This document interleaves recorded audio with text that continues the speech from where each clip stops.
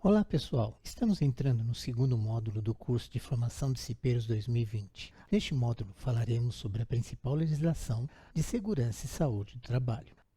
As normas regulamentadoras são disposições complementares ao capítulo 5º da CLT, consistindo em obrigações, direitos e deveres a serem cumpridos por empregadores e trabalhadores, com o objetivo de garantir trabalho seguro e sadio, prevenindo a ocorrência de doenças e acidentes no trabalho. Desde fevereiro de 2019, quando o trabalho de modernização foi iniciado, além das NRs 1, 7 e 9, já foram totalmente revisadas as NRs 3 sobre embargo e interdição, 12 de segurança do trabalho em máquinas e equipamentos, 18 que trata das condições e meio ambiente do trabalho na indústria da construção, 20 sobre inflamáveis e combustíveis, 24 que trata das condições de higiene e conforto dos locais de trabalho, a NR 28 de fiscalização e penalidade, a NR 2 sobre inspeção prévia foi revogada. Houve ainda a revisão do anexo sobre calor da NR 15 e do item sobre periculosidade do combustível para consumo próprio da NR 16. Vamos então ver as 37 normas regulamentadoras referentes à segurança e saúde do trabalho e suas revisões. A NR1 tem como objetivo estabelecer as disposições gerais, o campo de aplicação, os termos e as definições comuns às normas regulamentadoras NRs relativas à segurança e saúde no trabalho. Esta norma foi revisada e tem atualmente a sua redação dada pela Portaria SEPRT número 915 de 30 de julho de 2019 e que será modificada pela Portaria SEPRT número 6.730 de 9 de março de 2020. A NR2 estabelece as situações em que as empresas deverão solicitar ao Ministério do Trabalho e Emprego a realização de inspeção prévia em seus estabelecimentos para aquisição do certificado de aprovação de instalação. Esta norma foi revogada pela Portaria SEPRT número 915 de 30 de julho de 2019. A NR3 estabelece as diretrizes para a caracterização de grave e iminente risco e os requisitos técnicos, objetivos de embargo e interdição. Esta norma já foi revisada e a sua última redação foi dada pela Portaria SEPRT número 1069 de 23 de setembro de 2019. A NR4, Serviços Especializados em Segurança e Medicina do Trabalho, SESMIT, prevê que as empresas devem obrigatoriamente manter esses serviços com a finalidade de promover a saúde e proteger a integridade do trabalhador no local de trabalho, sendo que o seu dimensionamento vincula-se à gradação de risco das atividades principais da empresa e ao número total de empregados do estabelecimento, devendo ser observado o quadro 2 da norma, onde estabelece quais e quantos profissionais, médico do trabalho, engenheiro de segurança do trabalho, técnico de segurança do trabalho, enfermeiro do trabalho e auxiliar ou técnico de enfermagem do trabalho deverão compor o serviço. Esta NR vai além e determina que os SESMITs devam ser registrados nos órgãos regionais do Ministério do Trabalho. Esta norma ainda não foi revisada. Vamos entender então o que é o Serviço Especializado em Segurança e Medicina do Trabalho? Esse serviço pode ser entendido como os conjuntos de medidas e ações que são adotadas visando a diminuir os acidentes de trabalho e doenças ocupacionais e, assim, proteger a integridade do trabalhador no ambiente de trabalho. Na MTU, conforme a definição de atribuições, a gerência de recursos humanos, por meio do Departamento de Desenvolvimento de Pessoal e Organização, é responsável em coordenar a execução das ações decorrentes das aplicações de políticas de segurança e ações referentes à qualidade da vida do quadro funcional. Para maior controle, a segurança do trabalho realiza estudo da legislação, normas técnicas e responsabilidade do empregador e dos empregados perante a causa da segurança. O Serviço Especializado em Segurança e Medicina do Trabalho tem uma área de atuação bastante ampla. O SESMIT atua em todas as esferas e segmentos de atividades, sejam elas de exploração e extração ou de transformação e, por fim, de serviços, sempre buscando adaptar o ambiente do trabalho ao trabalhador, com o único objetivo de manter a sua integridade física. A NR5 estabelece a obrigatoriedade das empresas organizarem e manter em funcionamento uma comissão constituída exclusivamente de empregados, com o objetivo de prevenir infortúnios laborais, eliminando as possíveis causas de acidente do trabalho e doenças ocupacionais. Esta norma teve revisão e revogação de alguns itens pela Portaria SEPRT 915, de 30 de julho de 2019. Agora vamos aprender o que é a CIPA, sua história, suas atribuições e seu funcionamento. Em 10 de novembro de 1944, o então presidente Getúlio Vargas promulgou o Decreto-Lei nº 7.036, obrigando as empresas a providenciarem a organização de comissões internas, com representantes dos empregados, para estimular o conhecimento e interesse pela prática da prevenção de acidentes do trabalho. A organização da CIPA é obrigatória nos locais de trabalho, seja qual for a sua característica, comercial, industrial, bancária, com ou sem fins lucrativos, filantrópicas ou educativas e empresas públicas, desde que tenham o mínimo legal de empregados regidos pela CLT. A CIPA é composta por representantes do empregador e dos empregados, e o seu número de componentes deverá obedecer o quadro 1 desta NR. Os representantes dos empregadores, titulares e suplentes serão por eles designados. Os representantes dos empregados, titulares e suplentes serão eleitos em escrutínio secreto, do qual participem, independentemente de filiação sindical, exclusivamente os empregados interessados. Assumirão as condições de membros titulares e suplentes os candidatos mais votados. O empregador designará entre seus representantes o presidente da CIPA. Os representantes dos empregados escolherão, entre os titulares, o vice-presidente. Será indicado, em comum acordo com os membros da CIPA, um secretário e seu substituto entre os componentes ou não da comissão, sendo, neste caso, necessária a concordância do empregador. O mandato dos membros eleitos da CIPA terá a duração de 1 ano, permitida uma reeleição. Os membros da CIPA eleitos e designados serão empossados no primeiro dia útil após o término do mandato anterior.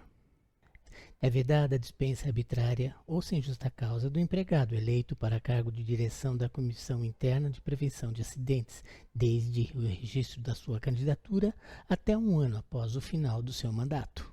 O texto é contido no artigo 10 do Ato de Disposições Constitucionais Transitórias, que tem seu entendimento explicitado em várias decisões judiciais, especialmente no enunciado TST 393, conforme a jurisprudência. Tem garantia de emprego os titulares e os suplentes eleitos. O objetivo básico da CIPA é fazer com que os empregadores e empregados trabalhem em conjunto na tarefa de melhoria da qualidade do ambiente laboral para a prevenção de acidente e doença do trabalho. A CIPA terá reuniões mensais de acordo com o calendário pré-estabelecido. As reuniões ordinárias da CIPA serão realizadas durante o expediente normal da empresa e em local apropriado. Reuniões extraordinárias deverão ser realizadas quando houver denúncia de situação de risco grave e iminente que determine a aplicação de medidas corretivas de emergência, ocorrer acidente de trabalho grave ou fatal, houver solicitação expressa de uma das representações. As reuniões da CIPA terão atas assinadas pelos representantes com encaminhamento de cópia para todos os membros. As atas devem ficar no estabelecimento à disposição da fiscalização do Ministério do Trabalho e Emprego. As decisões da CIPA serão preferencialmente por consenso. Não havendo consenso e frustradas tentativas de negociação direta ou com a mediação, será instalado o processo de votação, registrando-se a ocorrência na ata da reunião. Das decisões da CIPA, caberá o pedido de reconsideração mediante requerimento justificado, que será apresentado à CIPA até a próxima reunião ordinária, quando será analisado, devendo o presidente e o vice-presidente efetivar os encaminhamentos necessários. O membro titular da CIPA perderá o mandato, sendo substituído por suplente quando faltar a mais de 4 reuniões ordinárias sem justificativa. A vacância definitiva de cargo ocorrida durante o mandato será suprida por suplente, obedecida a ordem de colocação decrescente que consta na ata da eleição, devendo os motivos ser registrados em ata de reunião. Cada membro da CIPA terá sua atribuição respeitando sempre a hierarquia e os requisitos da norma regulamentadora NR5. A CIPA terá por atribuição identificar os riscos do processo de trabalho e elaborar um mapa de risco com a participação do maior número de trabalhadores com assessoria do SESMIT onde houver. Elaborar o plano de trabalho que possibilite a ação preventiva na solução de problemas de segurança e saúde do trabalho. Participar da implementação e do controle de qualidade das medidas de prevenção necessárias, bem como a avaliação das prioridades de ação de locais de trabalho. Realizar periodicamente verificações no ambiente e condições de trabalho visando identificar as situações que venham a trazer riscos para a segurança e a saúde dos trabalhadores. Realizar a cada reunião a avaliação do cumprimento das metas fixadas em seu plano de trabalho e discutir as situações de risco que forem identificadas. Divulgar aos trabalhadores informações relativas à segurança e à saúde do trabalho. Participar com o SESMIT onde houver das discussões promovidas pelo empregador para avaliar o impacto da alteração de ambiente e processo de trabalho relacionado à segurança e à saúde dos trabalhadores. Requerer ao SESMIT, quando houver, ou ao empregador, a paralisação de máquinas ou setor onde considerar haver risco grave e iminente à segurança e à saúde dos trabalhadores. Colaborar no desenvolvimento e implementação do PCMSO e PPRA e de outros programas relacionados à segurança e à saúde do trabalho. Divulgar e promover o cumprimento das normas regulamentadoras, bem como cláusulas de acordo e convenções coletivas de trabalho relativas à segurança e à saúde no trabalho. Participar em conjunto com o SESMIT onde houver ou com o empregador da análise de causas das doenças e acidentes do trabalho e propor medidas de solução dos problemas identificados. Requisitar ao empregador e analisar as informações sobre a questão que tenham interferido na segurança e saúde dos trabalhadores. Requisitar à empresa as cópias das CATs emitidas. Promover anualmente, em conjunto com o SESMIT onde houver, a Semana Interna de Prevenção de Acidentes do Trabalho, CIPAT. Participar anualmente, em conjunto com a empresa, de campanhas de prevenção de AIDS. A CIPA é de extrema importância dentro da empresa. O curso ministrado é um período muito pequeno para a tamanha abrangência e importância do assunto. A NR6 estabelece e define os tipos de EPIs que as empresas estão obrigadas a fornecer a seus empregados, sempre que as condições de trabalho exigirem, a fim de resguardar a saúde e a integridade física dos trabalhadores. Esta norma ainda não foi revisada. A última modificação desta ANR se deu pela Portaria MTB 1031, de 6 de dezembro de 2018. Mas ainda fica a questão: o que é o EPI? Para fins de aplicação da norma regulamentadora NR6, considera-se equipamento de proteção individual, EPI, todo dispositivo ou produto de uso individual utilizado pelo trabalhador destinado à proteção de riscos suscetíveis a ameaçar a segurança e a saúde do trabalho. Compete ao Serviço Especializado em Segurança e Saúde do Trabalho SESMIT, ouvida a Comissão Interna de Prevenção de Acidentes CIPA e trabalhadores usuários, analisar o risco existente em determinada atividade para recomendar ao empregador o EPI adequado.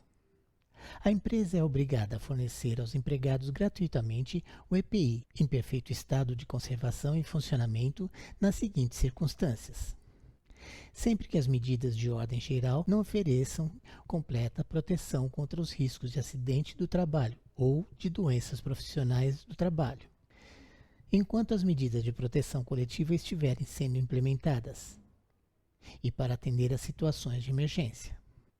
Cabe ao empregador quanto ao EPI: adquirir o EPI adequado ao risco de cada atividade, exigir seu uso, fornecer ao trabalhador somente o aprovado pelo órgão nacional competente em matéria de segurança e saúde do trabalho, orientar e treinar o trabalhador sobre o uso adequado, guarda e conservação, substituir imediatamente quando danificado ou extraviado, responsabilizar-se pela higienização e manutenção periódica, comunicar ao Ministério do Trabalho qualquer irregularidade observada, registrar o seu fornecimento ao trabalhador, podendo ser adotado livros, fichas ou sistemas eletrônicos.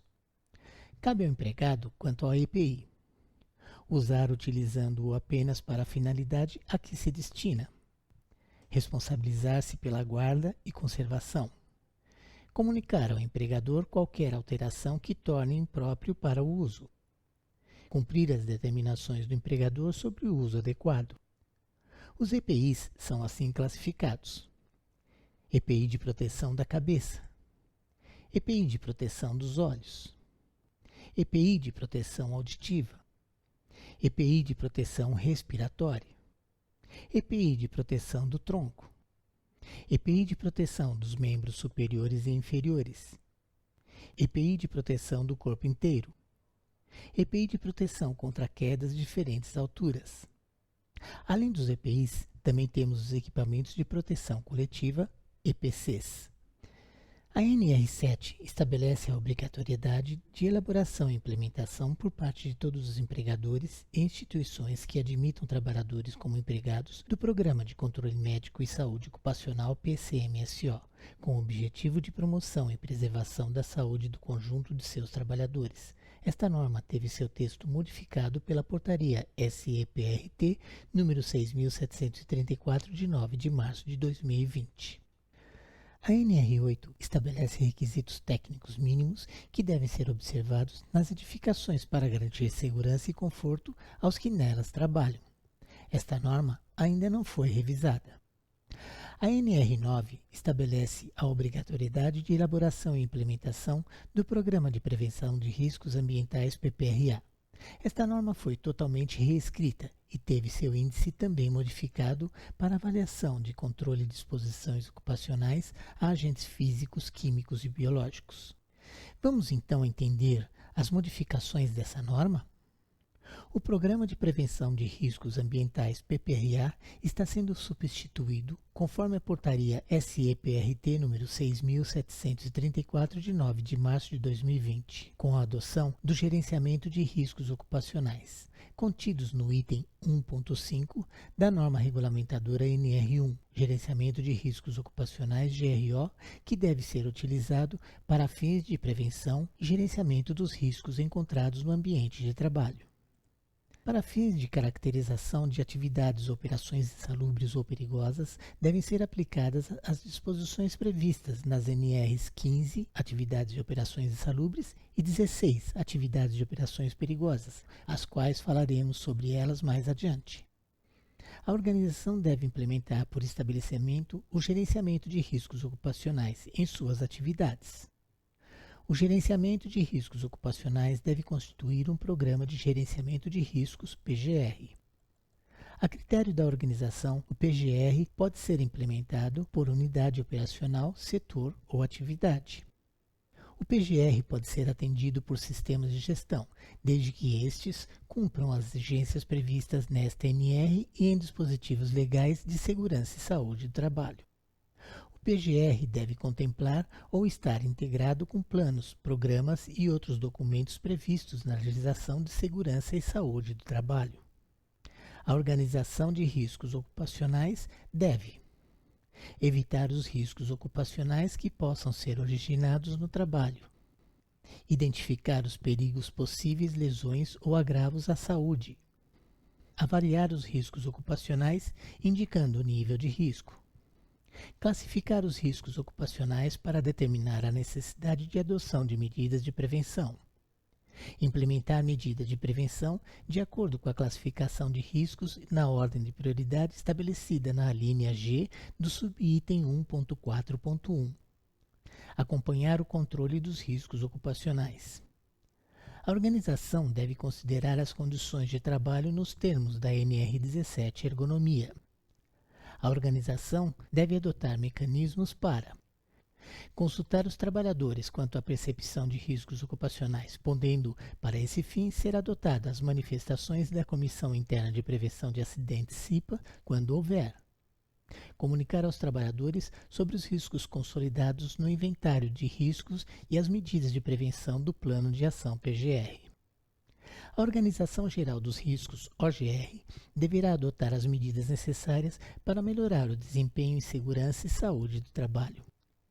Assim como o antigo Programa de Prevenção de Riscos Ambientais PPRA dava informações para a elaboração do Programa de Controle Médico de Saúde Ocupacional PCMSO, o Programa de Gerenciamento de Riscos PGR deverá seguir essa mesma linha.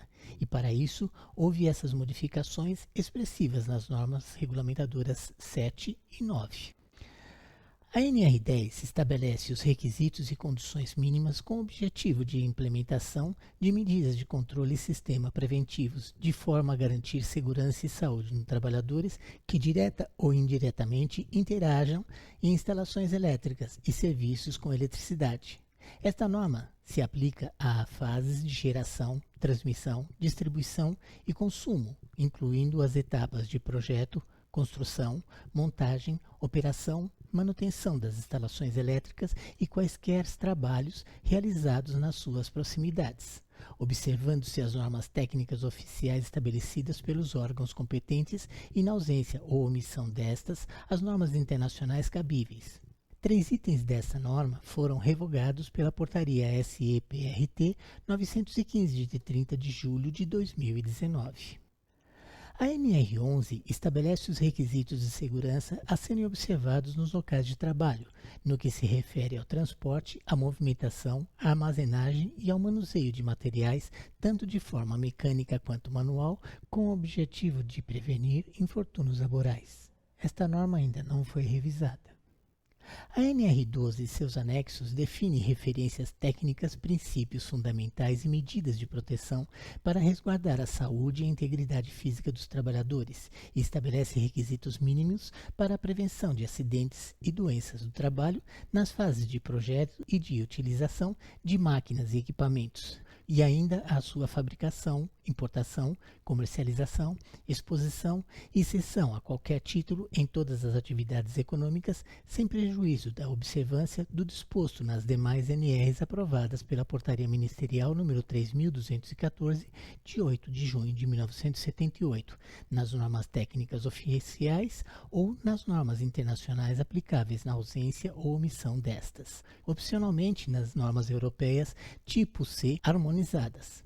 Entende-se como fase de utilização o transporte, montagem, instalação, ajuste, operação, limpeza, manutenção, inspeção, desativação e desmonte de máquinas ou equipamentos. Esta norma foi a primeira a ser revisada e modificada pela Portaria SEPRT 916 de 30 de julho de 2019.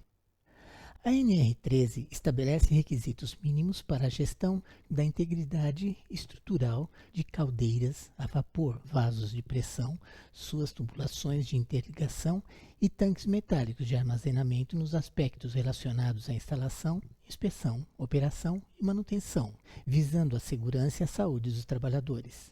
Esta norma teve revisão e modificação pela Portaria SEPRT 915 de 30 de julho de 2019. A NR14 estabelece as recomendações técnicas legais pertinentes à construção, operação e manutenção de fornos industriais nos ambientes de trabalho. Esta norma ainda não foi revisada. A NR15 estabelece as atividades, operações e agentes insalubres. Esta norma teve algumas modificações pela Portaria SEPRT número 1359 de 9 de dezembro de 2019. Atividades insalubres são aquelas em que os trabalhadores são expostos a agentes prejudiciais à saúde em quantidade acima do que são permitidas por lei. Entende-se por limite de tolerância a concentração ou intensidade máxima ou mínima relacionada com a natureza e o tempo de exposição ao agente que não causará dano à saúde do trabalhador durante a sua vida laboral. Os fatores determinantes da insalubridade são: presença de um agente agressivo, seja de natureza física, química ou biológica. O agente agressivo estando dentro de uma ordem de grandeza que permita definir uma capacidade de danos aos organismos. Constatação de uma exposição real do indivíduo ao agente agressivo em um tempo capaz de causar dano ao organismo. Exercício de trabalho em condições insalubres acima do limite de tolerância estabelecido pelo Ministério do Trabalho assegura a percepção de adicional de insalubridade na seguinte ordem: 40%, 20% ou 10% do salário mínimo, dependendo do grau de insalubridade. Para a empresa cessar o adicional de insalubridade, deve adotar medidas para conservar o ambiente de trabalho dentro dos limites de tolerância, ou implantar a utilização de equipamentos de proteção individual que diminuam a intensidade dos agentes agressivos aos limites de tolerância, ou ainda com a mudança do empregado do ambiente de trabalho com risco de exposição. Quando houver exposição de mais de um risco insalubre, a empresa deverá optar pelo adicional do maior grau de insalubridade, não podendo ter valor acumulativo.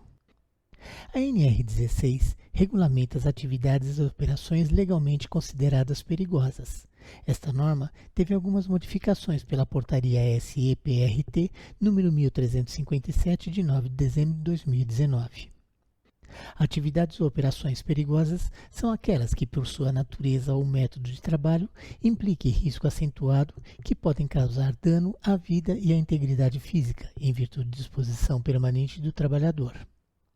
Para fins da NR16, são consideradas as seguintes atividades: atividades e operações perigosas com explosivos, as atividades e operações perigosas com inflamáveis, as atividades e operações perigosas com exposição a roubos ou outras espécies de violências físicas nas atividades profissionais de segurança pessoal ou patrimonial, atividades e operações perigosas com energia elétrica, as atividades e operações perigosas em motocicleta, as atividades e operações perigosas com radiações ionizantes ou substâncias radioativas.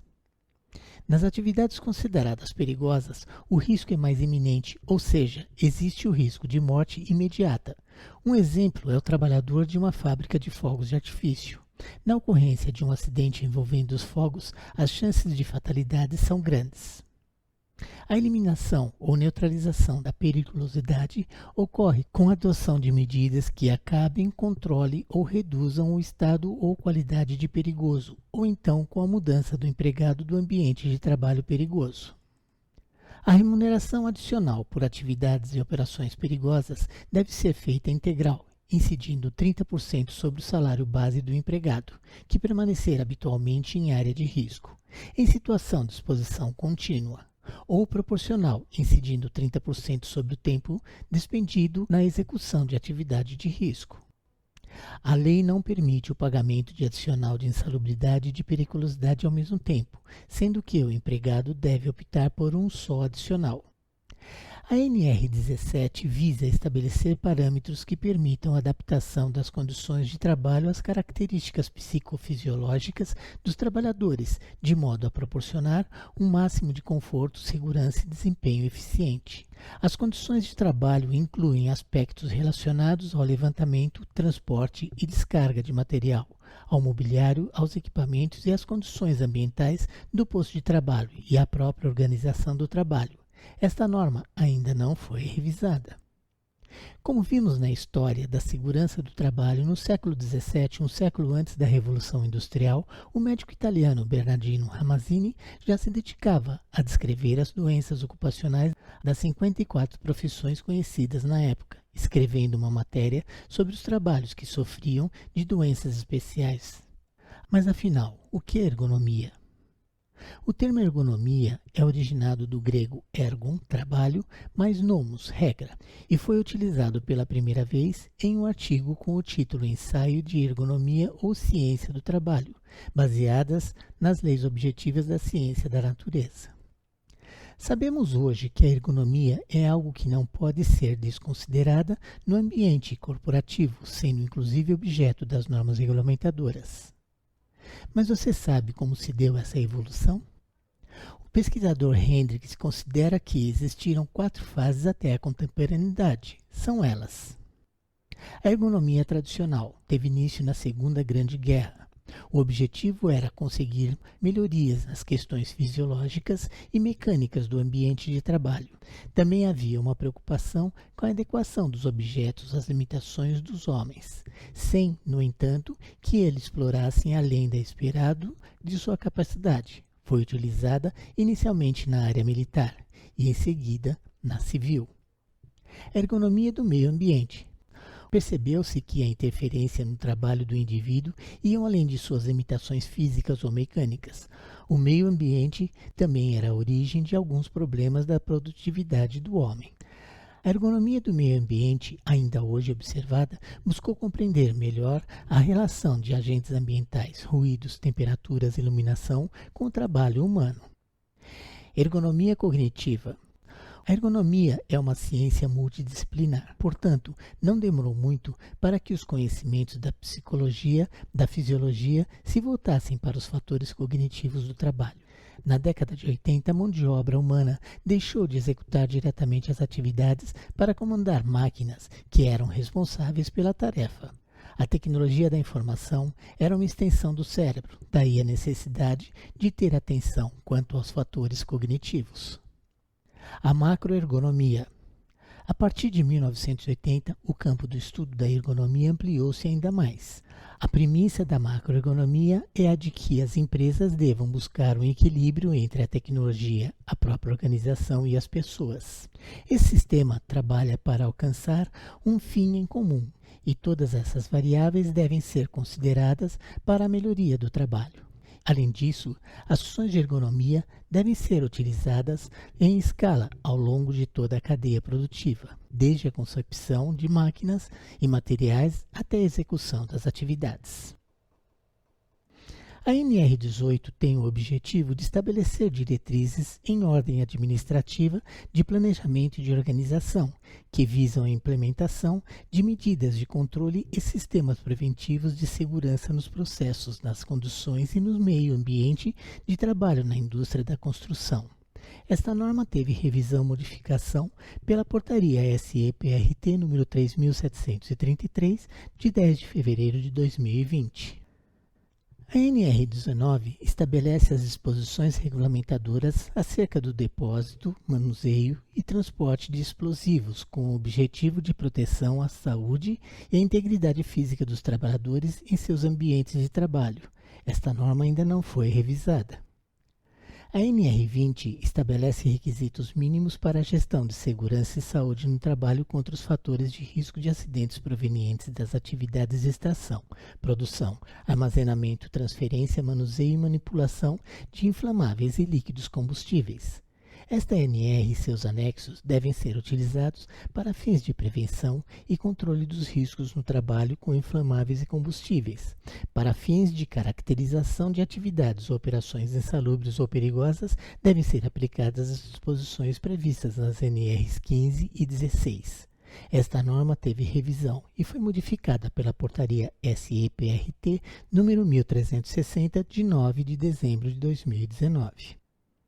A NR21 define parâmetros de segurança e saúde para os trabalhadores que desempenham suas atividades ao ar livre. Esta norma ainda não foi revisada. A NR22 tem por objetivo disciplinar os preceitos a serem observados na organização e no ambiente de trabalho de forma a tornar compatível o planejamento e desenvolvimento das atividades mineira com busca permanente da saúde e da segurança dos trabalhadores, e se aplica à mineração subterrânea, mineração a céu aberto, garimpos no que couber, beneficiamentos minerais e pesquisa mineral. Esta norma ainda não foi revisada. A NR23 estabelece as medidas de proteção contra incêndio que devem dispor os locais de trabalho, visando a prevenção da saúde e da integridade física dos trabalhadores. Esta norma veza que todos os empregadores devem adotar medidas de prevenção de incêndio em conformidade com as legislações estaduais e nas normas técnicas aplicáveis. Esta norma ainda não foi revisada. A NR24 estabelece as condições mínimas de higiene e de conforto a serem observadas pelas organizações, devendo o dimensionamento de todas as instalações regulamentadas por esta NR como base o número de trabalhadores usuários no turno com maior contingente. Esta norma foi revisada e modificada pela Portaria SEPRT número 1066, de 23 de setembro de 2019. A NR25 estabelece as medidas preventivas a serem observadas pelas empresas no destino final a ser dado aos resíduos industriais resultantes dos ambientes de trabalho, de modo a proteger a saúde e a integridade física dos trabalhadores. Esta norma ainda não foi revisada. A NR26 estabelece a padronização das cores a serem utilizadas como sinalização de segurança nos ambientes de trabalho, de modo a proteger a saúde e a integridade física dos trabalhadores. Esta norma ainda não foi revisada. A NR27 estabelece os requisitos a serem satisfeitos pelos profissionais que desejarem exercer as funções de técnico de segurança do trabalho, em especial no que diz respeito ao seu registro profissional como tal, junto ao Ministério do Trabalho. A revogação dessa norma se deu pela Portaria número 262, de 29 de maio de 2008. Esta norma e portaria ainda não foram revisadas.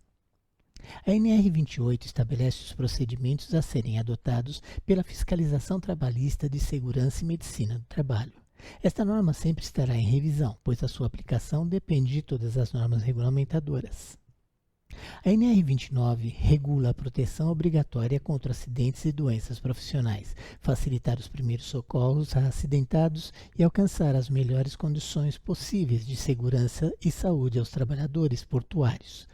As disposições contidas nesta norma aplicam-se aos trabalhadores portuários em operações tanto a bordo como em terra, assim como aos demais trabalhadores que exerçam atividades nos portos organizados em instalações portuárias de uso privativo e retroportuários, situadas dentro ou fora da área do porto organizado. Esta norma ainda não foi revisada.